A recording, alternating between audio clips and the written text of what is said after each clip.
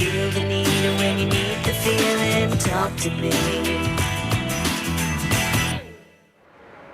Hello everyone, I'm Timothy Go and you're watching That's IT. This week, it's all about computing. And of course, brand names like Dell, Apple, HP, even Acer comes to mind, right? But today, upstarts and new players are entering the market with much better deals, like this Lenovo 3000 series. But what is Lenovo? And for that matter, what's in a name when it comes to mobile computing? My mission is to find out. It may be a new name in this part of the world, but really, it is a case of old wine in a new skin. But one thing's for sure, this vintage has long been prized by the connoisseurs of technology. I'm talking about the Big Blue and its marriage with Asia's biggest computer manufacturer, Lenovo. Once called Legend Computers, the Lenovo Group bought over the personal computing division of the venerable IBM in May of 2005. The deal gave Lenovo the rights to the popular ThinkPad brand. But what does all the corporate maneuvering mean to you, the consumer? Well, just short of a year after the two got together, there's a new baby or two to play with. It's the first ever Lenovo 3000 series, which looks like the mum, or is it the dad? Well, you decide as I take a closer look. In the looks department, there's nothing much to shout about, but check out the brains. Not the looks is what I've always been told, and I must say, once past the beauty department, there are some pretty smart assets. For starters, there's the fingerprint reader. Now, it works like this. Say you've taken an extra long break from work. Normally, you might have to log in again to get into your user account. With this new feature, all you have to really do is swipe your finger over the reader. And voila, you're in. The lock only opens with your fingerprint image that's been captured, so it will keep the machine and all your data away from prying eyes or unauthorized fingers. And yes, as you can see, I had a bit of fun with this feature. This is a machine for some serious fun, being specifically geared towards individuals and small businesses that often don't have the time or the know-how for intensive troubleshooting. To give small business professionals something complete, this powerful PC offers wireless connectivity, multimedia features, and worry-free computing with built-in service tools. Now, this last feature was added specifically to help small business owners, or even people like myself who don't have the time to fiddle about with my PC. This unique set of easy-to-use productivity tools takes the guesswork out of PC maintenance by putting key critical functions and tools in one suite.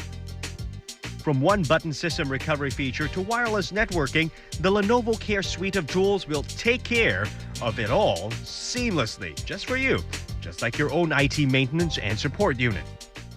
In small businesses, typically they don't have the luxury of an IT support, IT help desk.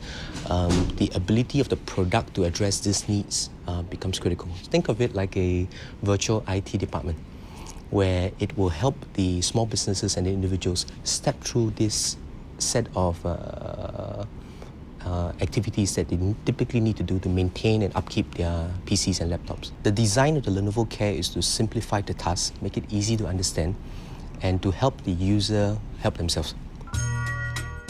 Now, what I also do like is the wireless connection feature in the Lenovo Care. If you're ham-fisted when it comes to configuring your network, this is the perfect tool for you. It configures all the various wireless environment for you automatically and seamlessly. The wireless connection is a great tool. I personally like to use it a lot because with increased mobility in use of 3G, the ability to stay connected becomes very critical. And this tool allows the user to seamlessly go across from an office environment where he has a network environment, and when he goes to, let's say, McDonald's and he needs to use the wireless there, it cuts across to the new wireless environment seamlessly. And when he goes home, he may have another wireless setup at home.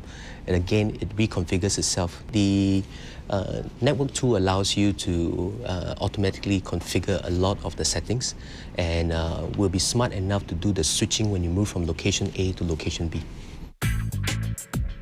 Leaving behind the cold corporate black of its sister ThinkPads, the Lenovo 3000 notebook sports a sleek finish that runs on an Intel 915GM chipset. Depending on needs and budget, you can choose either a Pentium M or Celeron M processor. There are some selected models that also feature Intel Centrino mobile technology. It weighs in at 2.8 kilograms and at 3.3 centimeters thin for the C100. Like most others, this comes with a multi-card reader, and if you still need more outlets for transfer, 4 USB ports, a FireWire port, and an S-video slot. And of course, the complete connectivity features are all there, such as the integrated 802.11 wireless LAN and Ethernet and modem. And for selected models, also Bluetooth. It's almost a year now since we've acquired the IBM PC division, and it's been a very busy year for us. We've had, during this period, successfully integrated both companies. In this past 11-12 months, we've been busy promoting the Lenovo company to our customers and our partners. We've also launched the Lenovo 3000 range brand of products targeted at the small businesses and at the individuals.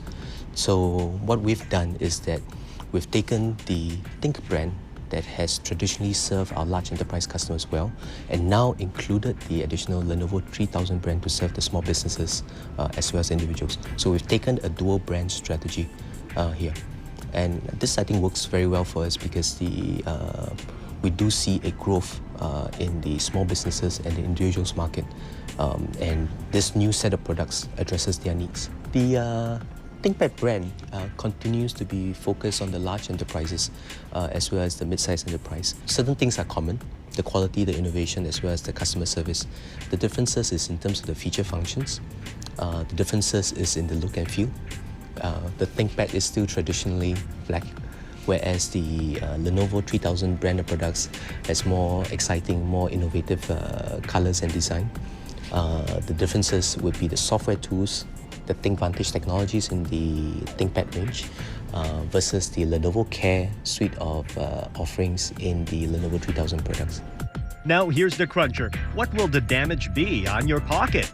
Well, the Lenovo 3000 C-Series notebooks range from just under 1,800 Singapore dollars to just over 2,000 Singapore dollars. The desktop costs less, anywhere between 1,400 to 1,500 Sing dollars. Now you know why I couldn't stop asking marketing manager Ai Ling for more information. And I did find one flaw. There is as yet no smaller size notebook. So if you're in the market for a 15-inch laptop, the Lenovo could be worth considering. But I prefer a lighter weight and more portable road warrior. It is best to go shopping. With me, of course.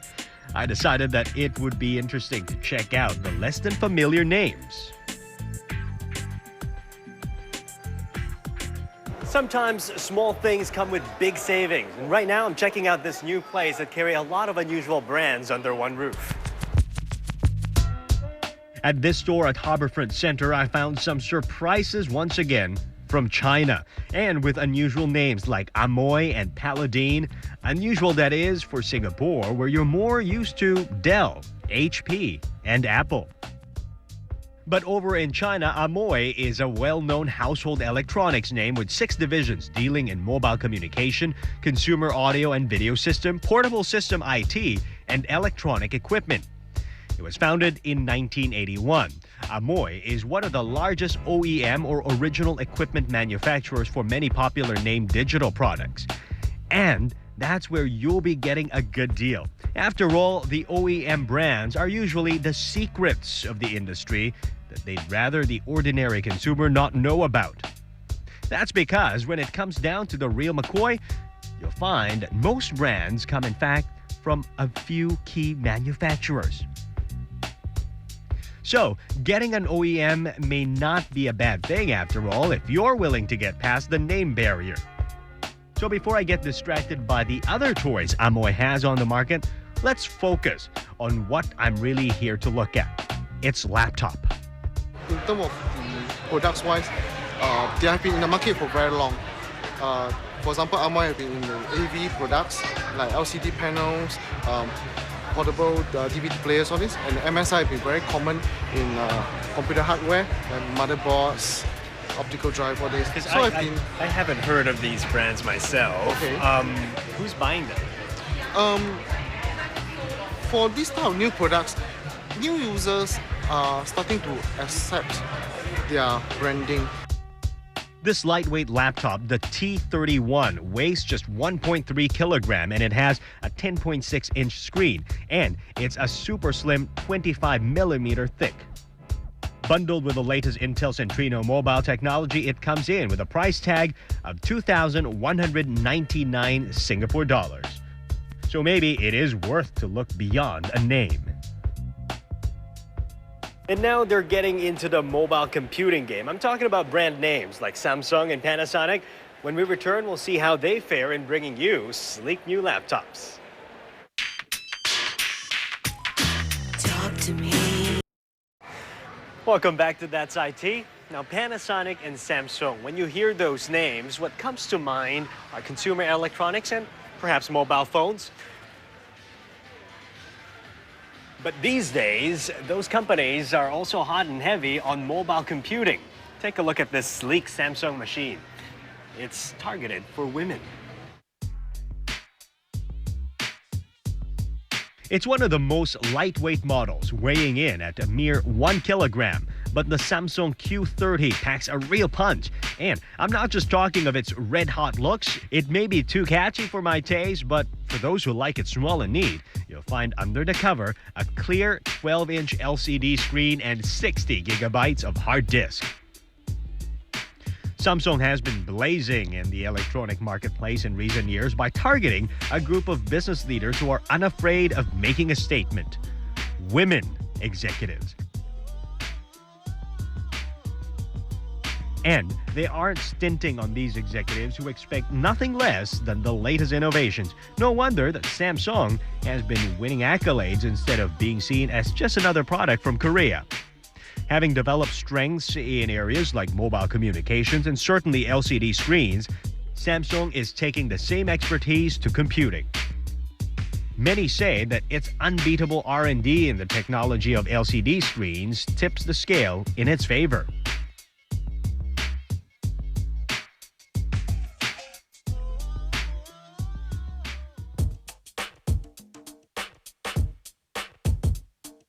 Samsung, best known for its consumer electronic goods and household appliances, is not alone in its crossover to computing. Japanese brand name Panasonic is getting into the act too. To stand out from the others, this company is playing to the tough crowd with its latest Toughbook business mobile PCs. Exactly as its name says, this laptop is made to be tough and durable. And boy, they're serious when it comes to durability. Yes, it does look suicidal to your laptop, and yes, my heart did skip a few times. What makes the Panasonic so endearing is its clever contrasts in key features. Tough, yet lightweight, and with a long battery life. This laptop is expected to resist up to 100 kilograms of force, even on common weak points like the screen. And their secret? The screen's flexible mounting, along with an additional buffer zone integrated into the LCD frame, so it gives way to pressure, yet doesn't warp.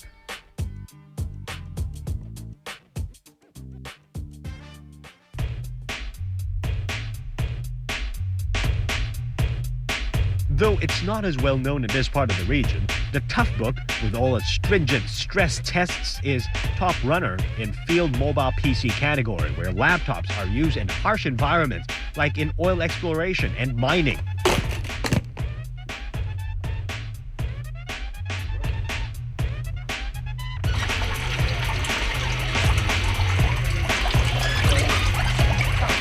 At the same time, it also leads in the business mobile PC market in the under 2 kilograms category.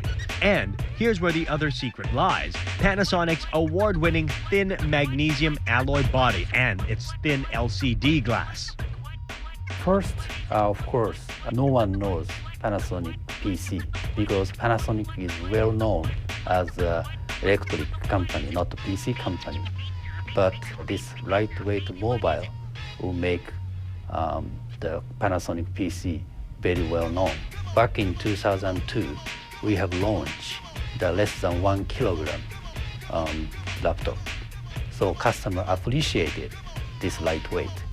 And after providing this lightweight mobile, customer require the longer battery life. So we achieved this mission. So now we are providing lightweight and battery life. For the CFT4 model, users get to enjoy an extended battery life of up to 12 hours. This is because Panasonic's energy-saving ultra consumption. But all the toughness does come at a price. The price range for these notebooks start at just under $3,500 and run up to just under $4,300. Part of the reason or bonus, whichever way you want to look at it, is the fact that Panasonic PCs are manufactured in Japan, all the way through from the board to the very last bolt. Panasonic is 100% our own development and 100% our manufacturing strategy. So we do have our own factory has this unique technology. The computer world is definitely being given a good run for its money from the giants in the electronic world, that's for sure. So what will be your choice? Coming up, more choices, this time on LCD screens. But first, I'm going to have to pay for all of these.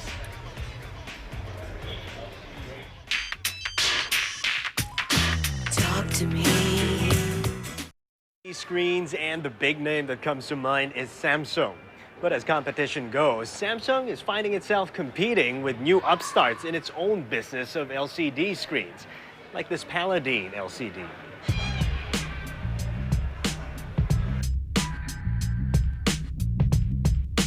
Although China has been flexing its OEM muscle, there is one up-and-coming brand making its presence felt, and it's closer to home.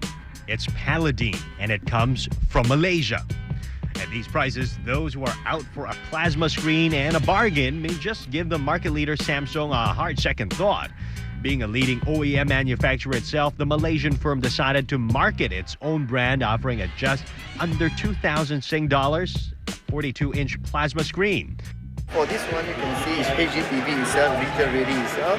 This plasma itself is 42 inch. Normally for 42 inch is most advisable. If you go for 30 inch below for home usage, then you shouldn't go for plasma. Okay. Okay?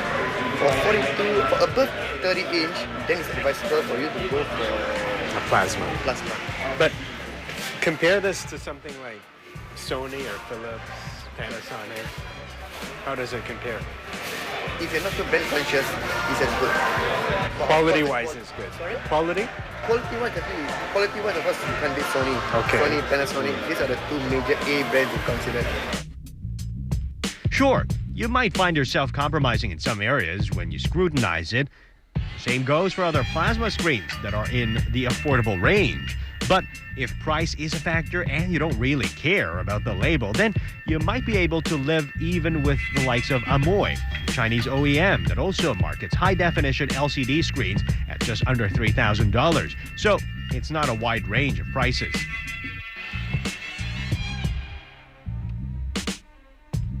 It really boils down to budget, brand consciousness, and bundling. Because once at home or in the office, it has to stand up to test of use and abuse. The bottom line is it's really up to you. Would you like to park your money with brand name merchandise or give these new kids on the block a chance? Log in to channelnewsasia.com/thatsit and tell us what you think. I'm Timothy Go. That's it.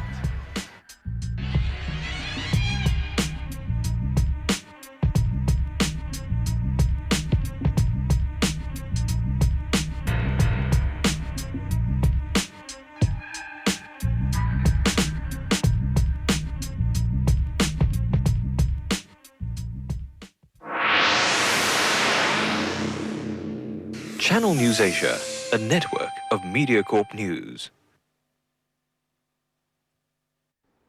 Mondays on Channel News Asia. It's a piece of hardware that's a chic must-have. Yep, iPods have defined tech, music, and fashion. Not necessarily in that order, of course. Apple, which has hit the big 3-0, has come a long way, but will the good times continue to roll from the factory? Take a bite into Apple and its latest. And that's IT, Monday at 8:30. Talk to me. If you feel the need or when you need to feel it, talk to me. If you feel the need or when you need to feel it, talk to me.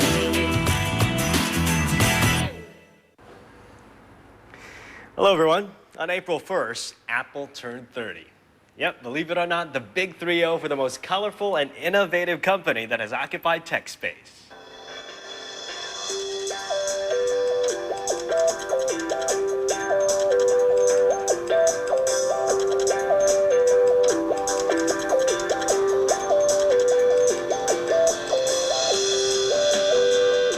Okay, birthday tribute over. It's now time to get serious. And today we're going to take a big bite into the Apple. From a firm founded in a bedroom by two college dropouts who gave us a personal computer and the mouse and menu interface that many PCs now use, and the newest name in sound, iPod and iTunes. What could be next? Going mainstream, perhaps? With Intel inside?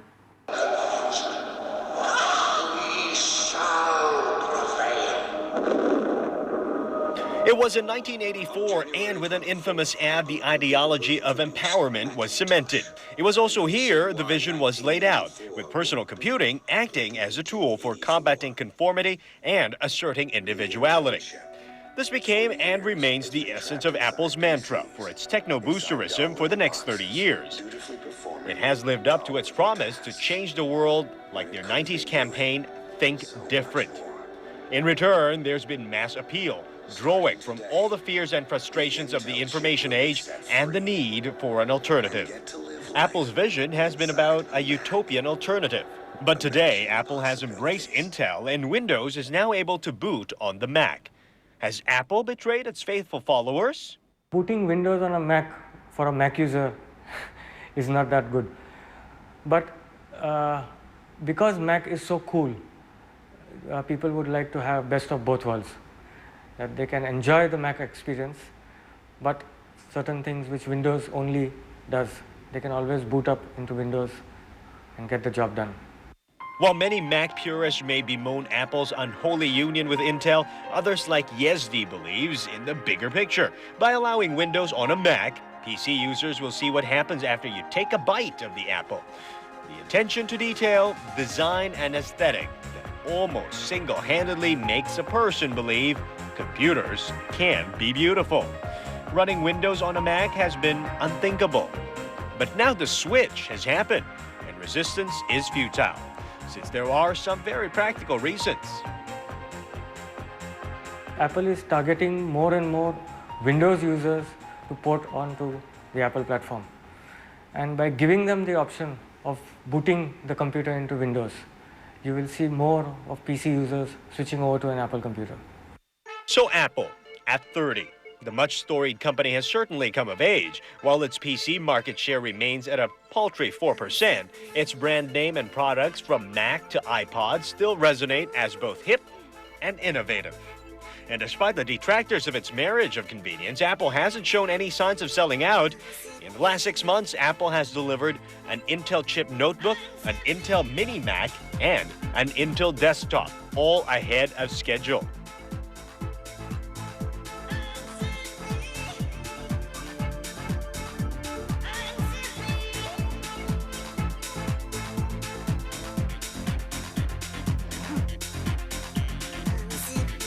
Things would not be possible if we didn't have the support of our developers as well.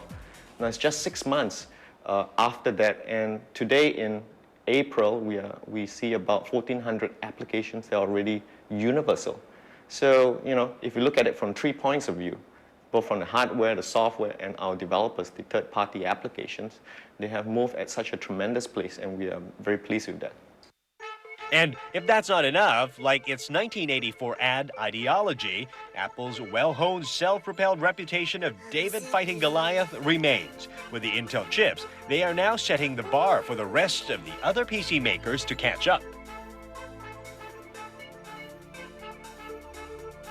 Intel processors has allowed us to do a couple of things, and which is the most important is to really bring the best performance into our whole range of Macs. If you take a look at our portable range, the MacBook Pro that we've released, that is 5 times faster than our last generation PowerBook. Not only is it faster, but it's also thinner as well. So a smaller footprint, but also with the speed that you would expect. Now, if you take a look at the Mac Mini, that's 4 times faster, and the iMac Core Duo is 2 times faster. And users will be able to have so much more fun. Today, Apple Computer, a Silicon Valley startup, is certainly one of the last stalls standing. And at 30, it's healthier than before. Initially, we were not moving when the first Intel iMac was announced. People were very skeptical whether things would run seamlessly as it was running on the PowerPC G5. But currently, since the last 2 months, what we have observed is people are keen to go in and try out, because many universal binary softwares are already out. Apple has converted all the bundle softwares that come with the machine into universal. So that way sales are picking up. And with the recent announcement of Boot Camp, which has come out just 2 days ago, people are asking whether they would really be able to boot Windows on an Intel machine. True to its image and branding, Apple is a computer that strikes a cultural nerve, especially with Generation X and Gen Y. But more than just being something other than my parents' computer, Apple strikes a chord for its functionality and ease of use.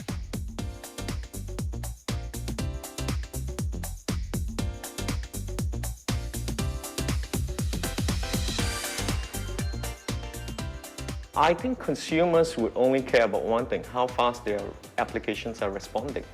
And with the Intel transition, we are doing exactly just that, bringing together the whole idea that for the same price, they're able to get better performing machines. So they don't really care about the megahertz. And today, that is not relevant. Today, what we worry about is it easy to use? Is it fun to use? Is it great to use? Is it great to own a Mac? And we think that the consumers just love the Macs. And there is nothing not to love about the Apple. Even at 30, its meteoric rise in the music business makes it look more like a 17-year-old.